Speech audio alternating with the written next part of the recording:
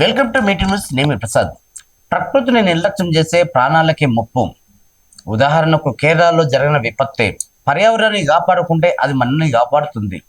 ఈ విషయాలన్నీ మనతో మాట్లాడడానికి డాక్టర్ షైబాజ్ అహ్మద్ గారు ఉన్నారు. సార్ చెప్పండి, పర్యావరణాన్ని ఎందుకు ఎండలు అంటే వాతావరణం ఇలా మారిపోవడానికి ప్రధాన కారణం అంటే ఏం చెప్తారు మీరు?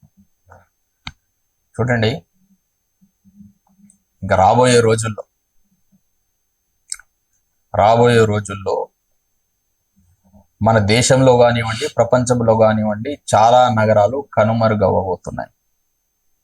ఇప్పుడు న్యూయార్క్ కానివ్వండి, మన దగ్గర ఉన్న ముంబై కానివ్వండి, చెన్నై కానివ్వండి, విశాఖపట్నం, ఈ తీర ప్రాంతాలు ఏవైతే ఉన్నాయో, తీర ప్రాంతాలు మాత్రమే కాకుండా వేరే నగరాలు కూడా ఏంటిదంటే మునిగిపోతాయి. ఎందుకంటే గ్లోబల్ వార్మింగ్ అట్లా తయారైంది. మనం గ్లోబల్ వార్మింగ్ కి సంబంధించిన కొట్లాటలు కానివ్వండి, పోరాటాలు కానివ్వండి ఎప్పటి నుంచో వింటున్నాం.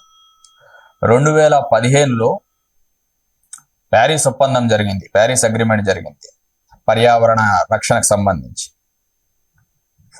అందులో అమెరికా కూడా ఒక పెద్ద భాగం తీసుకుంది. ట్రంప్ వచ్చిన తర్వాత మొదటిసారి ఎప్పుడైతే ఆయన పదవి చేపట్టిండో దాని నుంచి వెనక్కి తగ్గడం జరిగింది. మళ్ళీ రెండోసారి కూడా ఏంటిది అంటే ఆ ఒప్పందాన్ని మేము ఉపసంహరించుకుంటాం, అందులో భాగం కాబోము అని చెప్పడం జరుగుతుంది. అంటే దీని వెనకాల ఉన్న ఉద్దేశం ఏంటిది అంటే, అభివృద్ధి యొక్క మోడల్ వీళ్ళు ఏదైతే తీసుకోబోతున్నారో ఆ అభివృద్ధి మోడల్ మొత్తం కూడా ఏంటిదంటే పర్యావరణాన్ని నాశనం చేసే విధంగా ఉంది. పర్యావరణ ప్రిన్సిపల్స్ ఏవైతే ఉంటాయో, ప్రకృతికి సంబంధించిన కొన్ని నియమాలు, నిబంధనలు, లేకపోతే దానికి సంబంధించిన మాడ్యూల్స్ ఏవైతే ఉంటాయో వాటికి వ్యతిరేకంగా వీళ్ళు చేసుకున్న అభివృద్ధి నమూనా ఉందన్నట్టు. అయితే ఆ అభివృద్ధి నమూనాను ముందుకు తీసుకెళ్లడానికి ఈరోజు దేశాలు కానివ్వండి, ప్రధానులు కానివ్వండి, లేకపోతే అధ్యక్షులు కానివ్వండి, లేకపోతే ప్రభుత్వాలు కానివ్వండి, అన్ని కూడా ఏంటిదంటే వాళ్ళు చేస్తున్న అభివృద్ధి పనులు అన్ని పర్యావరణానికి వ్యతిరేకంగా ఉన్నాయి. దానివల్ల ఏంటిదంటే వేడి పెరుగుతుంది, దానివల్ల విపత్తులు వస్తున్నాయి, దానివల్ల కొండలు కరిగిపోతున్నాయి, దానివల్ల మంచు కొండలు కరిగిపోతున్నాయి, దానివల్ల ఏంటిదంటే భూమి మొత్తం ఏదైతే న్యాచురల్ రిసోర్సెస్ ఉంటాయో, లేకపోతే ఖనిజాలు ఉంటాయో, లేకపోతే దానికి సంబంధించిన సారాలు ఏవైతే ఉంటాయో అన్ని కోల్పోతుంది అన్నట్టు. అందుకే ఇప్పుడు ఈ విపత్తులు కానివ్వండి, లేకపోతే ఇటువంటి పర్యవసానాన్ని మనం చూస్తున్నాం. సరే, ఇవన్నీ నియంత్రించడానికి అధికారులు ఉంటారు, దీనికి ఎన్విరాన్మెంట్ డిపార్ట్మెంట్ ఉంటుంది, చాలా కొన్ని చూసుకునే ఆఫీసర్లు ఉంటారు. ఎందుకు దీన్ని కట్టడి చేయలేకపోతున్నారు? విపత్తులు వచ్చినప్పుడల్లా ప్రాణాలు కావచ్చు, మూగజీవులు కావచ్చు, చాలా వరకు నష్టం జరుగుతుంది. చాలా విపత్తులు చూసినాం గతంలో మీరు అన్నట్టుగా. సో ఎందుకు నియంత్రించలేకపోవడంలో విఫలమవుతున్నారు అంటే మీరు ఏం చెప్తారు? మన దగ్గర చట్టాలు పని చేయట్లేదు, మన దగ్గర చట్టాలు పని చేయవు. చట్టాలు ఎప్పుడు పని చేస్తాయి అంటే ఎవరైతే పేదవాడు ఉంటాడో వాని పైన బలప్రయోగం కోసం మాత్రమే చట్టాలు పని చేస్తాయి. ఇప్పుడు వీళ్ళు చేస్తున్న అభివృద్ధి వల్ల ప్రకృతి నాశనం అవుతుంది అన్నది మనకు స్పష్టం అవుతుంది. ప్రకృతికి కోపం వస్తే ప్రకృతి మనతో చెలగాటం ఆడుతుంది. If you play with nature, nature will play havoc with you. ప్రకృతితో మనం ఆడుకోవద్దు. ప్రకృతితో ఆడుకుంటే ఏమైతుంది, అది మనతో చెలగాటం ఆడుతుంది. అందుకే మనం చూడండి, ఉత్తరాఖండ్ లో చూసినాం, మన ముందు ఒక ఉదాహరణ ఉంది, కేరళలో చూసినాం, ఇప్పుడు ఇజ్రాయిల్లో చూస్తున్నాం చెట్లన్నీ కాలిపోతున్నాయి, కాలిఫోర్నియాలో మొన్న చూసినాం, ఆస్ట్రేలియాలో చూసినాం. ప్రపంచ వ్యాప్తంగా కూడా ఏంటిది అంటే గ్లోబల్ వార్మింగ్ వల్ల వేడి పెరుగుతుంది. అందుకే చూడండి, ప్యారిస్ అగ్రిమెంట్ లో ఏం చెప్పుకున్నారు అంటే వాళ్ళు ఒక టార్గెట్ పెట్టినారు, 2.0 కి సంబంధించిన రెగ్యులేటర్ ఏదైతే ఉందో దాన్ని మనం దాటొద్దు, పెరగనివ్వద్దు, గ్లోబల్ వార్మింగ్ ప్రభావం దానికంటే ఎక్కువ దాటనివ్వద్దు, మాక్సిమం మనం 1.5 వరకే ప్రయత్నించాలి అన్నారు. ఇప్పుడు 1.5 దాటిపోయింది, రేపు రాబోయే కాలంలో 2 కూడా దాటిపోతుంది, 3 ఎప్పుడైతే 3 లిమిట్ చేరుకుంటుందో అప్పుడు అన్ని న్యూయార్క్ కానివ్వండి ఇటువంటి నగరాలన్నీ మునిగిపోతాయి. దానివల్ల ఏంటిది అంటే సముద్రం చూడండి, ఓషన్ వార్మింగ్ కూడా ఉంది, సముద్రం కూడా ఏంటిదంటే వేడిని పెంచుకుంటూ పోతుంది. దీనికి మొత్తానికి కారణం ఏంటి అంటే మనం ఇక్కడ చేస్తున్న ఇండస్ట్రియలైజేషన్ ప్రాసెస్ అన్నట్టు. మనం ఇక్కడ గుట్టల్ని కొట్టేస్తున్నాం, కొండల్ని కొట్టేస్తున్నాం, మైనింగ్ చేస్తున్నాము, ఇసుక తవ్వకాలు చేస్తున్నాము, లేకపోతే డ్యాములు కడుతున్నాము. అసలు ఇదంతా కూడా ఏంటిదంటే ప్రకృతి నాశనానికి దారి తీసేటివి ఇవన్నీ. వాస్తవానికి చాలా మంది దీన్ని ఒక అభివృద్ధి కదా, మరి అభివృద్ధి ఎట్లా జరగాలి అని చెప్తారు. కానీ అభివృద్ధి ఎప్పుడైనా కానివ్వండి ప్రకృతికి సంబంధించిన ప్రిన్సిపల్స్ ఏవైతే ఉంటాయో దానికి అనుకూలంగా ఉండాలి. ప్రకృతికి విరుద్ధంగా వెళ్తే అది అభివృద్ధి కాదు, అది మనం నాశనం కోరుకుంటున్నట్టే. అయితే ఇప్పుడు చూడండి, అమెరికాలో చూడండి ఎంత పెద్ద కుట్ర దాగి ఉంటది అంటే ఈ అభివృద్ధి నమూనాల వెనకాల. అమెరికాలో ఇప్పటికే 2111 119 డ్యాములు మొత్తం కూల్చేసినారు. యూరోపియన్ దేశాల్లో కూడా కూల్చేస్తున్నారు, కానీ మన దగ్గర మాత్రం డ్యాములు కడుతున్నారు. వాస్తవానికి డ్యాములు కట్టడం అన్నది కూడా ప్రకృతికి విరుద్ధం. వాళ్ళు ఎందుకు కూల్చేసినారు అంటే, డ్యాములు ఎప్పుడో కట్టినారు ఆ డ్యాములు కట్టడం వల్ల ఏమైంది అంటే నీళ్లు మొత్తం పైన నుంచే పోతాయి, సంవత్సరాల తరబడి కింది నుంచి నీళ్లు పారనప్పుడు ఏమైంది అంటే అక్కడ సొలమన్ ఫిష్ చచ్చిపోయింది. సొలమన్ ఫిష్ వాళ్ళు తినకుండా ఉండలేరు అమెరికా వాళ్ళు. అసలు ఏం జరిగింది, ఏది కథ అని తీరా చూసేసరికి ఏంటిదంటే ఆక్వాటిక్ లైఫ్ ఏదైతే ఉందో, ఈకో సిస్టమ్ ఏదైతే ఉందో మొత్తం దెబ్బతిన్నది అన్నట్టు. వాళ్ళు మేల్కొని ఏం చేస్తారంటే అమ్మో ఇదేదో జరగబోయేటట్టు ఉంది కదా అన్నట్టు డ్యామ్లు కూల్చేయడం షురూ చేస్తున్నారు. వాళ్ళంతా డ్యాములు అక్కడ కూల్చేస్తున్నారు, మన దగ్గర మాత్రం డ్యాములు కడుతున్నారు. మన దగ్గర డ్యాములు కట్టాల్సిన అవసరం ఏముంది? మళ్ళీ నీళ్ళు ఎట్ట రావాలి సార్, డ్యాములు కట్టకపోతే పేదలు రైతులకు ఎట్లా అని మీరు అడగొచ్చు. వాస్తవానికి ప్రభుత్వాలు రైతుల పేరు చెప్పి లేకపోతే పేదవాళ్ళకి సంబంధించిన నీళ్ళకి సంబంధించిన వ్యవహారాల పేరు చెప్పి ముందుకు పోయే ప్రయత్నం చేస్తున్నాయి. కానీ ఈ డ్యాములు కట్టడం కూడా ఏంటిదంటే నీళ్ళన్ని ఇండస్ట్రియలైజేషన్ ప్రాసెస్ కోసము ఫార్మా కంపెనీలకే పోతాయి, లేకపోతే పెద్ద పెద్ద ఇండస్ట్రీస్ కి లేకపోతే పరిశ్రమలకు పోతాయి అన్నట్టు. వాస్తవానికి రైతులకు నిజంగా నీళ్లు చేరుతున్నాయా లేదు. ఒక డ్యామ్ కట్టాలని కూడా సంవత్సరాల తరబడి కాంట్రాక్ట్ల వ్యాపారం చేసి కూడా వీళ్ళు ముందుకు పోతుంటారు. కావున డ్యాములు కట్టడం మానేయాలి. ప్రకృతికి విరుద్ధంగా ఏవైతే నిర్ణయాలు ఉంటాయో వాటిని అన్నింటిని కూడా విరమించుకొని ప్రకృతికి అనుకూలంగా ఏదైతే అభివృద్ధి నమూనా ఉంటుందో దాని ప్రకారం మనం ముందుకు వెళ్ళాలి.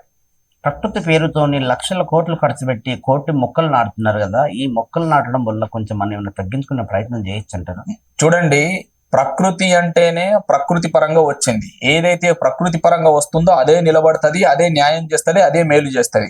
ప్రకృతిని నాశనం చేసి నువ్వు ఆల్టర్నేటివ్ ప్రకృతిని సృష్టిస్తా అంటే ప్రకృతి ఒప్పుకోదు. ఆర్టిఫిషియల్ ఫారెస్ట్రీ అనేది ప్రపంచంలో ఎక్కడ ఉండదు, అది నిలబడదు, దానివల్ల మనకు ఉపయోగం ఉండదు. ఒక దగ్గర మీరు చెట్టు నరికి ఇంకో దగ్గర 1000 చెట్లు నాటినా లాభం లేదు.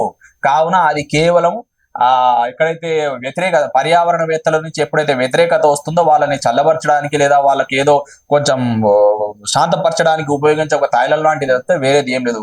పర్యావరణవేత్తలు కూడా ఏంటిదంటే అది తప్పు, అలా చేయకూడదని చెప్తున్నారు. వాస్తవానికి ఒకటి చూడండి, దానికి సంబంధించిన చట్టాలు కూడా మన దగ్గర ఉన్నాయి.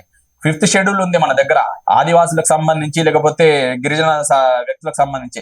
మధ్యప్రదేశ్ లో ఒక చిన్న సంఘటన చెప్తాను. మధ్యప్రదేశ్ లో 2 ఆదివాసులు 2 చెట్లను నరికేస్తే ఇద్దరికి 60 లక్షలు ఫైన్ వేసింది సుప్రీంకోర్టు. 2 చెట్లు నరికేస్తే 1,20,00,000 ఫైన్ వేసింది ఇద్దరికి కలిపి 2 చెట్లకు సంబంధించి. మరి ప్రభుత్వం ఇన్ని చెట్లను నరికేస్తుంది, ప్రభుత్వానికి సంబంధించిన వ్యవస్థలు ఇన్ని చెట్లను నాశనం చేస్తుంది, మరి ఎంత ఫైన్ వేయాలి అంటే చట్టాలు కేవలం పేదవాళ్ళకు మాత్రమే పనిచేస్తాయి మీ దగ్గర, మరి ఉన్నత వర్గాలకు కానివ్వండి లేకపోతే ప్రభుత్వాలకు చట్టాలు వర్తించవా? మన దగ్గర చట్టాలు ప్రకృతికి సంబంధించినంత వరకు మాత్రమే కాకుండా మిగతా అంశాల్లో కూడా ఏంటంటే వైఫల్యం చెందినాయి. చట్టాలు కేవలం పేదవాని పైన ప్రయోగించడానికి పనికి వస్తున్నాయి.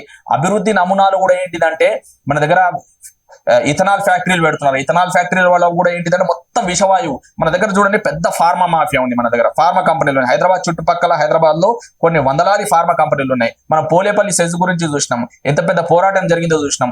మొత్తం ఏంటిదంటే అక్కడ ఉన్న ప్రాంతాలు గ్రామాలు అన్ని కూడా ఏంటిదంటే విషపూరితంగా మారి అక్కడ ఉన్న ప్రజలకు రాని లేనిపోని వ్యాధులన్నీ వస్తున్నాయి. మరి ఇదంతా ప్రకృతికి విరుద్ధంగా జరుగుతుంది. సూపర్ బగ్ వస్తుంది, ఫార్మా కంపెనీల వల్ల సూపర్ బగ్ వస్తుంది. సూపర్ బగ్ వచ్చిందంటే ఒకసారి మీరు ఇంకా ఏ మందులు వాడినా కానీ మీ బాడీలో పని చేయవన్నట్టు. మరి ఇదంతా మనం ఆలోచించాలి కదా. ప్రభుత్వానికి సంబంధించిన ఎవరైతే పెద్ద ఎక్స్పర్ట్స్ ఉంటారో వాళ్ళందరికీ తెలుసు ఇది జరుగుతుంది. ఆయన కానీ ముందుకు వెళ్తుంది అంటే ఎవరి కోసం జరుగుతుంది, ఎవరి లాభం కోసం చేస్తున్నా అనేది మనం ఆలోచించాలి. మరి దీన్ని ఆపే పరిస్థితి లేదా? అధికారులు పట్టించుకోరా, నాయకులు ఆలోచించారా, ప్రజలు మేల్కొన్నారా, సామాన్యులకు స్పృహ లేదా, మేధావులు సైలెంట్గా ఉన్నారా? ఎందుకు ఇంత విపత్తు జరుగుతూ ఉంటే, ఇంత నష్టం జరుగుతూ ఉంటే రాబోయే తరంలో వచ్చే విపత్తుని ఆలోచించలేకపోతున్నారా అంటే మేధావులు కొంతమంది మాట్లాడుతూనే ఉన్నారు, కానీ ప్రభుత్వాలు కానివ్వండి లేకపోతే అభివృద్ధిని ఎవరైతే మేము చేస్తున్నామో ముందుకు తీసుకుపోతున్నాం అంటున్న వాళ్ళు మేధావులు చెప్పే మాటల్ని పట్టించుకోరు. రెండోది, వాళ్ళ దృష్టిలో మేధావులు ఎవరంటే సుందర్ పిచాయ్ లాంటి వాళ్ళు, అదాని లాంటి వాళ్ళు, అంబానీ లాంటి వాళ్ళు. ఎందుకంటే వాళ్ళు ఆర్థిక సంపదను కూడగట్టి ఏదో ప్రయత్నం చేస్తున్నారు కాబట్టి వాళ్ళని మేధావులుగా వీళ్ళు లెక్కేస్తారు. మాట్లాడేవాడు మేధావి, మళ్ళీ వీళ్ళు ఇంతవరకు మాట్లాడలేదు. వాస్తవానికి ఇలాంటి మేధావులు, పురాణ మేధావులు ఎవరైతే ఉంటారో వాళ్ళే ప్రకృతికి విరుద్ధంగా నిర్ణయాలు తీసుకుంటారో, వాళ్ళ కోసం ప్రభుత్వం కూడా పనిచేస్తుంది. ఇప్పుడు మీరు చూడండి, అందరికీ తెలుసు చర్యలు తీసుకోవట్లేదా అంటే అణిచివేస్తుంది కోర్టును. పోరాటాలు ఏవైతే ప్రకృతికి విరుద్ధంగా మీరు తీసుకుంటున్న నిర్ణయాలకు వ్యతిరేకంగా పోరాటాలు ఎవరైతే జరుగుతున్నాయో వాటిని అన్నిటి కూడా ప్రభుత్వం ఏం చేస్తుంది, అణిచివేసే ప్రయత్నం చేస్తుంది. మీరు కరీంనగర్ వెళ్ళి చూడండి, ఓపెన్ కాస్ట్ మైనింగ్ పేరుతోని లేకపోతే కోల్ మైనింగ్ తోని ఎంత పెద్ద పెద్ద పెద్ద గుట్టల్ని కొట్టేస్తున్నారు. గుట్టల్ని కొట్టేసిన తర్వాత ఆ మట్టి మొత్తం ఒక దగ్గర వేస్తే ఇంకో గుట్టలాగా తయారైంది అన్నట్టు. మీరు దూరం నుంచి కొన్ని వందల కిలోమీటర్ల నుంచి చూస్తే కూడా పెద్ద పెద్ద గుట్టలు కనిపిస్తాయి. దగ్గరకు పోయి చూస్తే మొత్తం ఆ గుట్టలు మొత్తం పొడి పొడి అయిన మట్టి మొత్తం ఉంటుంది అన్నట్టు. అయితే దానివల్ల ఏంటిది, ఎంత పెద్ద నష్టం జరుగుతుందో అక్కడ చూస్తుంది. దానివల్లనే కదా వేడి మొత్తం పెరుగుతుంది. ఈ కోల్ మైనింగ్ ఆపేయాలి. ముందు మనం ఏంటిదంటే ఈ కోల్ మైనింగ్ ఆపేయాలి, శాండ్ మైనింగ్ ఆపేయాలి. మనం శాండ్ మైనింగ్ చేస్తున్నారు, మరి ఇల్లు ఎట్లా కట్టుకోవాలంటే వాస్తవానికి నువ్వు ఒక నదిని తల్లి అని చెప్తున్నావు, మళ్ళీ తల్లి కడుపులో నుంచి నువ్వు ఇసుక తీస్తున్నావు అంటే తల్లి కడుపులో నుంచి నువ్వు పేగుల్ని తీసినట్టే కదా, మరి నువ్వు ఏం గౌరవిస్తున్నావు అన్నట్టు. భూగర్భ జలాలు అట్టడిపోతాయి. భూగర్భ జలాలు కూడా చూడండి, మనం ఎక్కడ పడితే అక్కడ మొత్తం బోర్లు వేస్తున్నాం అన్నట్టు. బోర్లు వేయడం కూడా పెద్ద నష్టమే కదా. ఆ ప్రాసెస్ బోర్వెల్ ప్రాసెస్ అన్నది ఒక రకంగా ఆలోచిస్తే ప్రకృతికి విరుద్ధంగా అన్నట్టు ఉంటుంది. మరి దాన్ని కూడా మనం ప్రోత్సహిస్తున్నాం. హైదరాబాద్ లో చూస్తే ఇంటికి 3 బోర్లు ఉంటున్నాయి, ఇంకా నీళ్ళు ఏడో దొరుకుతాయి. ఒక ఇంటికి 3 బోర్లు ఉంటే సామాన్య నీరు ఎడికెళ్ళి వస్తాయి. దానివల్ల ఏంటిదంటే మనం ఆలోచించాలి. రెండోది చూడండి, మన హైదరాబాద్ ఇంత డెక్కన్ ప్లాట్యూ పెద్ద పీఠభూమి మనది. వాస్తవానికి ఇక్కడ వరదలు వచ్చే అవకాశం తక్కువ, ఇక్కడ ప్రకృతి విపత్తులు వచ్చే అవకాశం తక్కువ. అయినా కానీ చూడండి 1908లో అప్పుడు ఒక పెద్ద వరద వచ్చింది మహబూబ్ కాలంలో. ఇప్పుడు ఏం జరిగింది చూడండి, మన పాలమాకులో ఉంది, ఇక్కడ శంషాబాద్ దగ్గర పాలమాకులో ఉంది. పాలమాకులలో చెరువు కట్టదిగింది. అక్కడ నుంచి కట్టదిగి ఏమైంది, నందుల కథ అని ఒకటి ఉంటుంది, దానికి కట్టదిగింది ఆరు దగ్గర. మరి అక్కడ నుంచి కొంచెం ముందుకు వెళ్తే ఏమైంది, ఫిరంగి చెరువు ఉంటుంది, ఫిరంగి నాల అంటది. ఫిరంగి నాల మొత్తం తెగిపోయింది. అక్కడ నుంచి ఈసా నది మొత్తం నిండి ఏమైంది, మూసా నది మొత్తం నిండిపోయి హైదరాబాద్ మొత్తం విపత్తు. ఇదంతా ఎందుకు జరిగింది అంటే అప్పటి కాలంలో కూడా ఏంటిదంటే, సరే అది తెలుసో తెలియకో వాళ్ళు కూడా ఏంటిదంటే అభివృద్ధి పేరుతోని అక్కడ కొన్ని చెట్లను కొట్టేయడం, లేకపోతే అక్కడ కూడా కొన్ని నమూనాలు నిర్మించడం జరిగింది. దానివల్ల అది వచ్చి పడింది. అయితే ఇప్పుడు కూడా ఏంటిదంటే హైదరాబాద్ చుట్టుపక్కల నానాక్రామ్ కూడా తీసుకోండి, మీరు ఆ గండిపేట ఏరియా తీసుకోండి, లేకపోతే అక్కడ ఏమంటారు మన గచ్చిబౌలి ప్రాంతాల్లో కూడా మొట్టమొదట ఎక్కడైనా ప్రకృతి వైపత్యాలు ఎక్కడైనా సంభవిస్తాయి హైదరాబాద్ ప్రాంతంలో మొట్టమొదట అక్కడనే వచ్చే అవకాశం ఉంది. ఎందుకంటే పెద్ద పెద్ద మేడలు, మీరు ఢిల్లీ పోయి నోయిడాలో చూసినా గానీ అక్కడ సెక్టార్లు ఉంటాయి. సెక్టార్ 1 లో సెక్టార్ 2 లో ఏంటిదంటే 90 ఫ్లోర్లు 100 ఫ్లోర్లు ఇట్లా కంటిన్యూస్ గా ఏంటిదంటే ఒక 10 మేడలు ఉంటాయి అన్నట్టు. ఇదంతా కూడా వీటి వల్ల ఏంటిదంటే గ్లోబల్ వార్మింగ్ పెరుగుతుంది. దీని గురించి మనం ఆలోచించాలి.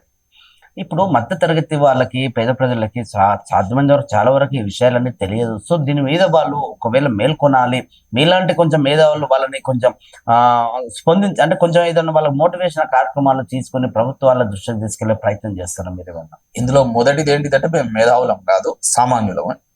సామాన్యులే ఎప్పుడైనా ప్రయత్నాలు చేస్తారు, మేధావులు ఎప్పుడు కూడా మంచి కోసం ప్రయత్నాలు చేయరు. మేధావులు ఏంటిదంటే ఇంట్లో కూర్చొని చూస్తూ ఉంటారు, తమాషాలు చూస్తూ ఉంటారు. మేము సామాన్యులం కాబట్టే ప్రభుత్వం దృష్టికి కూడా తీసుకెళ్లే ప్రయత్నం చేసినాము. ప్రభుత్వం కూడా మా ముందు ఏం చెప్తుంది అంటే అవును మేము చేస్తాము, ఇట్లా కాదు అట్లా కాదు అని చెప్తుంది, కానీ తర్వాత ఆ విషయాన్ని మరుగున పడేస్తారు. మేము ఫాలో అప్ కూడా చేస్తున్నాము. దానికోసమే కదా ఇన్ని పోరాటం. చూడండి మన ముందు చాలా ఉదాహరణలు ఉన్నాయి. పోలేపల్లి సెజితే ఎంత పెద్ద పోరాటం, అంత పెద్ద పోరాటం చేసిన తర్వాత కూడా ఎంతో 18 మంది చచ్చిపోయినారు. ఇప్పటికీ కొంతమంది ఏంటిదంటే దెబ్బలు పడిన తర్వాత లేవలేని పరిస్థితి, కొంతమంది మర్డర్లు అయిపోయినారు, మర్డర్ చేస్తున్నారు కొంతమందిని. ఇదంతా ఎవరి కోసం చేస్తుంది ప్రభుత్వం? మీరు అక్కడ చౌటుప్పల్ వైపు పోయి చూడండి, దివీస్ కంపెనీకి సంబంధించిన విషవాయువులు, లేకపోతే కంపెనీ నుంచి వచ్చే మొత్తం విషవాయువులతో నిండిన నీళ్ళన్నీ ఎట్టబోతున్నాయి, ఎక్కడికి పోతున్నాయి?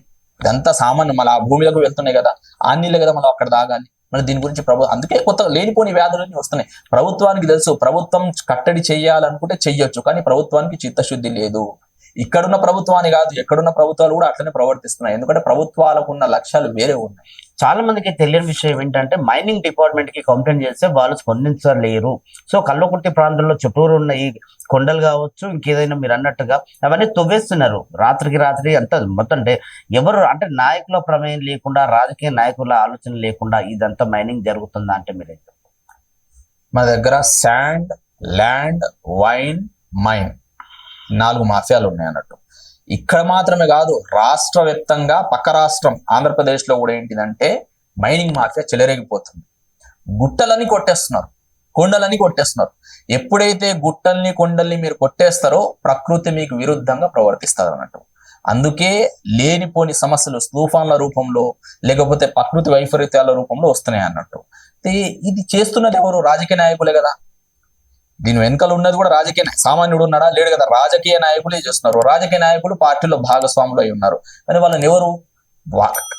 కోర్టులు కంట్రోల్ చేయాలి, కోర్టులు కూడా ఏం చూస్తున్నాయి, ఎటువంటి తీర్పులు ఇస్తేనే మనం చూడాలి. కోర్టులలో కూడా ఏంటిదంటే అన్నిసార్లు తీర్పులు చట్టాన్ని పట్టుకొని రావు అన్నట్టు, చట్టానికి ఎవరైతే చుట్టాలు ఉన్నారో వాళ్ళని పట్టుకొని వస్తాయి అన్నట్టు. కావున దీని గురించి మనం ఎక్కువ పట్టించుకున్నా గానీ వినేవాడు చక్కగా ఉంటే మనం ఏమైనా మాట్లాడవచ్చు దీని గురించి. భవిష్యత్ ఆలోచన ఎట్లా ఉంటది? ఈ విపత్తులన్నీ ఇప్పుడు మనం చూస్తున్న కళ్ళ ముందల జరుగుతున్న విషయాలన్నీ ప్రజలకు తెలియజేయాలనే ఆలోచనతోనే ఈ రోజు మనం ఇంటి పెట్టుకున్నాం కాబట్టి వాళ్ళని ఎట్లా మేల్కొనాలి, వాళ్ళని ఎట్లా మనం అది చేసుకోవాలి?